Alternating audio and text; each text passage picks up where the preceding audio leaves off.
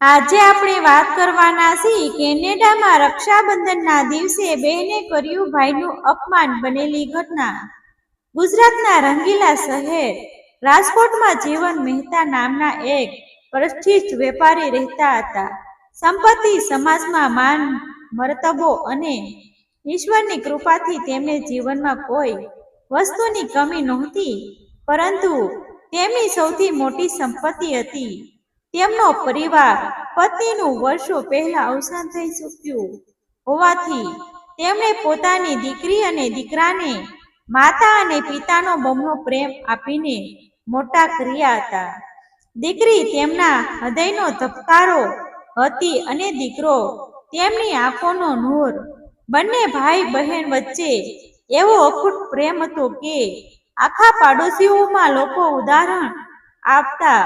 દર વર્ષ રક્ષાબંધનના દિવસે બહેન વહેલી સવારે ઉઠીને પૂજાની થાળી સજાવતી, ભગવાન શ્રી કૃષ્ણ અને કુલદેવીની આરતી ઉતારતી અને પછી પોતાના ભાઈના કાંડા પર રાખડી બાંધીને કહેતી, મારા ભાઈનું આયુષ્ય લાંબુ રહે અને દુનિયાની દરેક મુશ્કેલી પહેલા મને આવે. ભાઈ પણ બહેને હંમેશા કહેતો, જ્યાં સુધી મારા શ્વાસ ચાલશે ત્યાં સુધી તારી આંખોમાં એક પણ આંસુ આવવા નહીં દઉં. સમય પોતાની ગતિએ આગળ વધતો ગયો અને એક દિવસ કેનેડામાં વસતા એક ગુજરાતી પરિવાર તરફથી દીકરી માટે સંબંધ આવ્યો. પરિવાર સંમત હતો, વિદેશમાં મોટો વ્યવસાય કરતો હતો અને બહારથી બધું સ્વપ્ન જેવું લાગતું હતું. ભારે મનથી જીવન મહેતાએ દીકરીને વિદાય આપી.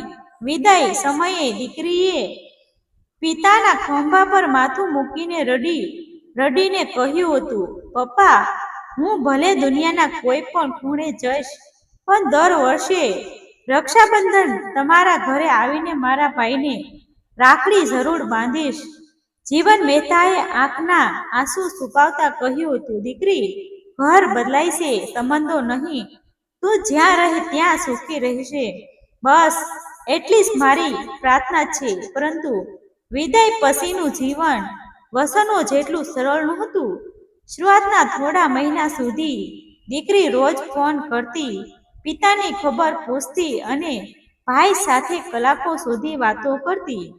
પરંતુ ધીમે ધીમે ફોન ઓછા થતા ગયા. ક્યારેક સાસરાનું કામ, ક્યારેક વ્યવસાયની વ્યવસ્થા, તો ક્યારેક સમયનો અભાવ. આવા અનેક બહાનાઓ વચ્ચે વર્ષો પસાર થઈ ગયા. 1 વર્ષ, 2 વર્ષ, 3 વર્ષ અને પછી તો એવું બન્યું કે દીકરી એક પણ વાર રાજકોટ પાછી આવી નહીં. જીવન મહેતા દર દિવાળીએ ઘરની બહાર નજર કરતા કે કદાચ આજે દીકરી અચાનક આવી જશે, પરંતુ દર વખતે નિરાશા જ હાથ લાગતી. ભાઈ દર રક્ષાબંધને પોતાની બહેન માટે રાખડી અને ભેટ ખરીદતો, પરંતુ અંતે તે બધું જ મંદિરના ભગવાનના ચરણોમાં મૂકી દેતો. બહારથી તે હસતો, પરંતુ અંદરથી તેની બહેનની ખોટ તેને દર વર્ષ વધુ કચડતી હતી. જીવન મહેતા ઘણીવાર દીકરીને કહેતા, બેટા, એકવાર આવી જા, તારા વગર આ ઘર ખાલી ખાલી લાગે છે.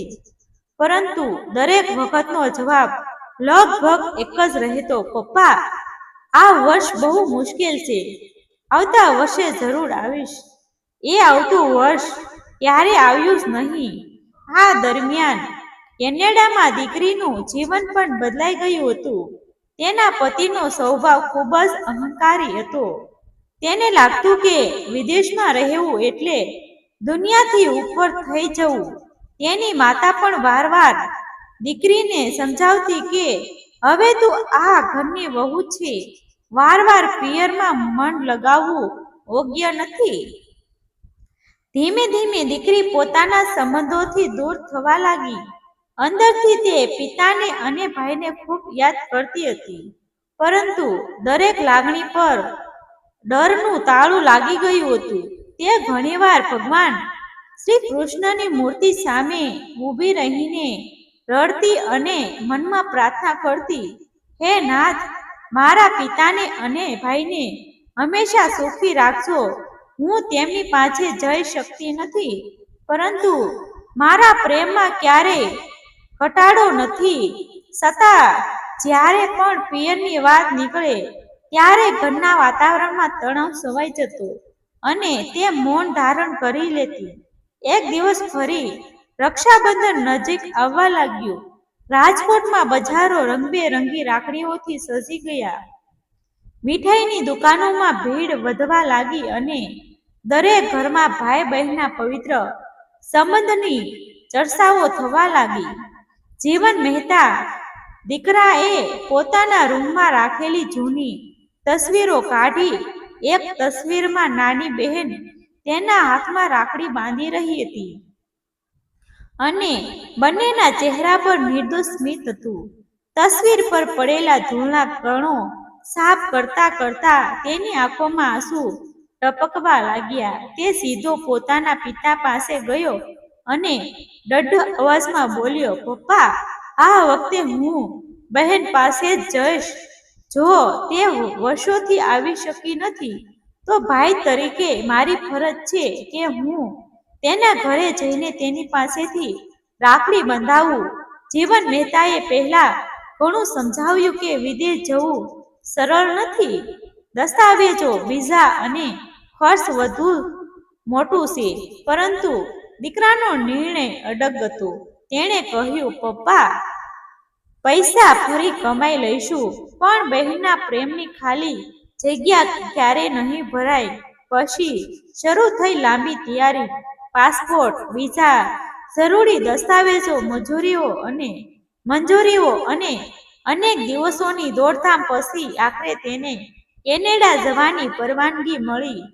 જીવન મહેતાએ પોતાના હાથેથી દીકરાના માથા પર તિલક કર્યું, ભગવાનની આરતી ઉતારી અને કહ્યું, દીકરા, તું માત્ર રાખડી બાંધવા નથી જતો, તું આપણા પરિવારના તૂટેલા સંબંધોને ફરી જીવિત કરવા જઈ રહ્યો છે.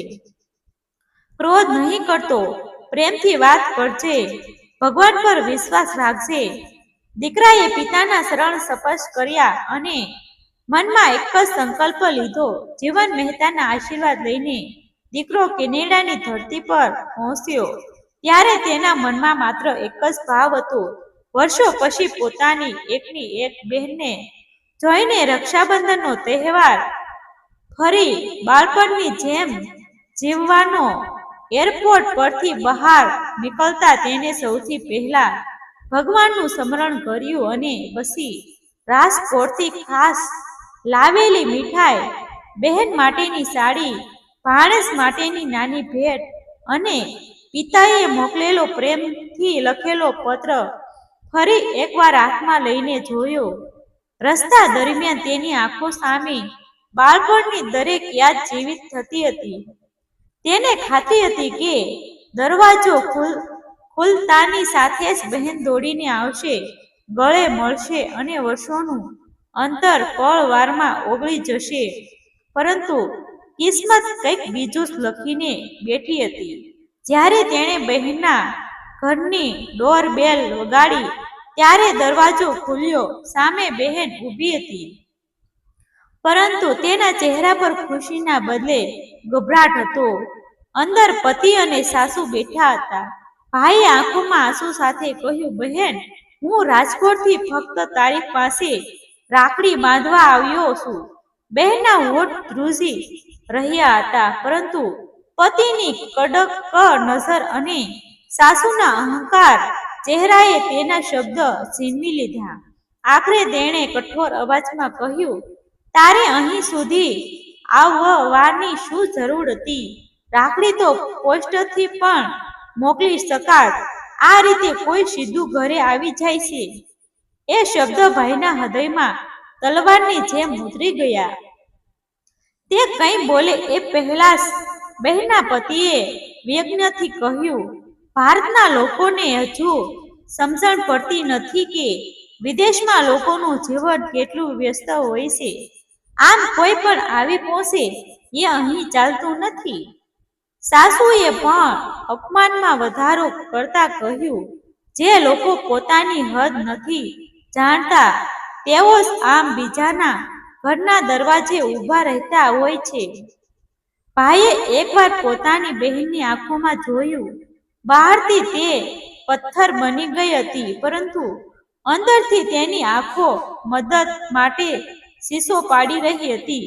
ભાઈ બધું સમજી ગયો. તેણે શાંતિથી હાથમાં રહેલી ભેટ અને પિતાનો પત્ર દરવાજા પાસે મૂકી દીધો અને માત્ર એટલું જ કહ્યું, હું અહીં રાખડી માટે આવ્યો હતો, અપમાન લેવા માટે નહીં. ભગવાન કરે તું હંમેશા સુખી રહે. આટલું કહીને તે પાછો વળી ગયો. દરવાજો બંધ થયો અને તે ક્ષણે બહેન પોતાના રૂમમાં દોડી ગઈ. દરવાજો અંદરથી બંધ કરીને તે ધ્રુસકે ધ્રુસકે રડવા લાગી. તેણે ભગવાન શ્રી કૃષ્ણની મૂર્તિ આગળ માથું ટેકવીને કહ્યું, હે નાથ, આજે મેં મારા જ ભાઈનું અપમાન કર્યું નથી. મારા પોતાના હૃદયને મારી નાખ્યું છે. હું ખરાબ નથી, પરંતુ ડરે મને ખરાબ બનાવી દીધી. બીજું તરફ ભાઈ બહાર નીકળ્યો ત્યારે કેનેડાની ઠંડી હવા પણ તેના દિલની આગને શાંત કરી શકી નહીં. તેણે પોતાની કળાઈ પર નજર કરી. રાખડી બાંધવાની જગ્યાએ આજે અપમાનની અદ્રશ્ય ઘા પડી હતી. તે રાત્રે ભાઈ એક નાનકડા મંદિર પહોંચ્યો. ત્યાં શ્રી કૃષ્ણની આરતી ચાલી રહી હતી. તેણે ભગવાનના ચરણોમાં માથું ટેકીને કહ્યું, પ્રભુ, હું મારી બહેનથી નારાજ નથી. તેને પોતાના લોકોનો ડર છે, પરંતુ એક દિવસ તેને સમજાવજો કે પૈસા અને વિદેશી વૈભવ કરતા પોતાના સંબંધો લાખો ગણા મોટા હોય છે. એ સમયે રાજકોટમાં જીવન મહેતાનું મન ખૂબ જ બેચેન હતું. તેમને ઊંઘ આવતી નહોતી. સવાર પડતા જ દીકરાનો ફોન આવ્યો. દીકરાએ હસવાનો પ્રયત્ન કર્યો, પરંતુ પિતાએ અવાજ સાંભળતા જ સમજી લીધું કે કંઈક ગંભીર બન્યું છે. દીકરાએ આખી ઘટના કહી. થોડા સમય માટે જીવન મહેતા મૌન રહ્યા. તેમની આંખોમાંથી આંસુ વહેવા લાગ્યા. છતાં તેમણે કહ્યું, દીકરા, અપમાનનો જવાબ અપમાનથી નહીં આપવો. આપણે ભગવાનને સાક્ષી રાખીને માત્ર એટલી જ પ્રાર્થના કરીશું કે મારી દીકરીને સદબુદ્ધિ મળે. બીજી તરફ તે સાંજે બહેનના પતિના મોટા વ્યવસાયમાં અચાનક ભારે નુકસાન થયું. કરોડો રૂપિયાનો સોદો રદ થયો. કંપની પર દેવાનો ભાર આવી ગયો અને થોડા જ દિવસોમાં ઘરમાં ચિંતા છવાઈ ગઈ. જે સાસુ અહંકારથી વાતો કરતી હતી તે પણ ગભરાઈ ગઈ. ત્યારે બહેને શાંતિથી કહ્યું, જે દિવસે મારા ભાઈનું અપમાન થયું હતું એ દિવસે મેં અનુભવ્યું હતું કે આપણે સંબંધો નહીં, ભગવાનની કૃપા ગુમાવી રહ્યા છીએ. પતિએ શરૂઆતમાં તેની વાત હસીને ઉડાવી દીધી, પરંતુ મુશ્કેલીઓ વધતી ગઈ. અંતે એક દિવસ તેને બહેનને પૂછ્યું, શું ખરેખર તને લાગે છે કે આપણે ભૂલ કરી? બહેનની આંખોમાંથી આંસુ વહી નીકળ્યા. તેણે કહ્યું, મારો ભાઈ હજારો કિલોમીટર નો રસ્તો માત્ર રાખડી બંધાવવા આવ્યો હતો. મેં પતિ અને સાસુના ડરથી તેનો અપમાન કર્યો. એ દિવસથી હું દરરોજ અંદરથી મરી રહી છું. થોડા અઠવાડિયા પછી આખો પરિવાર રાજકોટ આવ્યો. જીવન મહેતાના ઘરના દરવાજા પર પહોંચતા જ બહેન દોડીને પિતાના પગમાં પડી ગઈ અને પછી પોતાના ભાઈના ચરણોમાં માથું મૂકી ધ્રુસકે ધ્રુસકે રડવા લાગી. તે વારવાર એક જ વાત કહેતી હતી, ભાઈ, મને માફ કરી દે. મેં તારો નહીં, આપણા પવિત્ર સંબંધોનો અપમાન કર્યો હતો. ભાઈએ તરત જ તેને ઊભી કરી ગળે લગાવી દીધી અને કહ્યું, બહેન, રક્ષાબંધનનો સંબંધ માફીથી મોટો હોય છે. મારી કળાએ વર્ષોથી તારી રાખડીની રાહ જોઈ રહી છે. એ ક્ષણે બહેને કપતા હાથોથી રાખડી બાંધી. આખું ઘર ભાવુક બની ગયું. જીવન મહેતાએ આકાશ તરફ જોઈને ભગવાનનો આભાર માન્યો. તેમણે સમજાઈ ગયું હતું કે અહંકાર થોડા સમય માટે સંબંધોને હરાવી શકે, પરંતુ સાચો પ્રેમ, સંસ્કાર અને ક્ષમા માટે અંતે હંમેશા જીતે છે. દુનિયાનો કોઈ પણ દેશ, સંપત્તિ કે વૈભવ પોતાના માતા-પિતા અને ભાઈ બહેનના પ્રેમ કરતા મોટો નથી. અહંકાર સંબંધોને તોડી શકે છે, પરંતુ પ્રેમ અને ક્ષમા તેમને ફરીથી જીવિત કરવાની શક્તિ ધરાવે છે. ડિસ્ક્લેમર: આ વાર્તા સંપૂર્ણપણે કાલ્પનિક છે. તેમાં દર્શાવવામાં આવેલા પાત્રો, સ્થળો અને ઘટનાઓનો કોઈ વ્યક્તિ અથવા વાસ્તવિક ઘટના સાથે સીધો સંબંધ નથી. કોઈ સામ્યતા જણાય તો તેને માત્ર સંયોગ માનવો. આભાર મિત્રો. ગમે તો શેર કરી દેજો, સબસ્ક્રાઇબ કરી દેજો. આભાર મિત્રો.